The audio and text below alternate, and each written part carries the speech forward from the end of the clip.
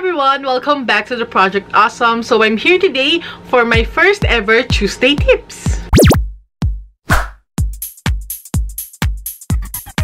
Tightlining. I love tightlining because it makes a huge difference when it comes to doing eye makeup. Makakatulong ang tightlining para magmukhang makapal at full tignan yung lashes nyo.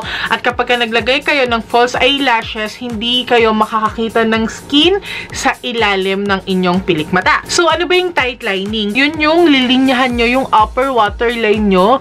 Nakita nyo yung loob na yon ng waterline nyo. Yun yung lilinyahan natin. Usually, gumagamit tayo ng eye pencils, pero dahil nga waterline siya, so it's moist, it's wet. Usually, nag-i-smudge yung eyeliner natin at hindi nagtatagal yung eyeliner natin dun sa part ng mata natin na yon. So, ang isasuggest ko sa inyo is gumamit kayo ng waterproof na gel eyeliner. Unang-una sa lahat, mas pigmented sila. Mas nagtatagal ang gel eyeliner compared sa regular eye pencil. Yun nga lang, kapag gumamit tayo ng gel eyeliner para mag-tightline, kailangan natin gumamit ng brush. At alam ko, medyo mahirap minsan na mag-tightline. Since sensitive yung mata natin, lalo na dun sa part na yon, so medyo mapapapikit-pikit tayo. Para sa akin, nahirapan akong gumamit ng brush sa pang tightline kasi nakikiliti ako dun sa mga bristles. So, ito na yung tip ko when it comes to tightlining. Kunin nyo yung gel eyeliner nyo and then kumuha kayo ng regular eye pencil at yun ang gamitin yung applicator. Actually, you can use an eye pencil or a brow pencil. Ito, brow pencil to. And then, i-dip nyo yun dito sa inyong gel eyeliner. Yan lang yung gamitin yung applicator. Since pencil siya,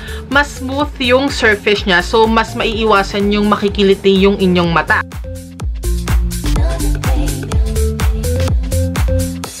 Pwede nyo na rin gamitin yan para i-line yung inyong lower waterline.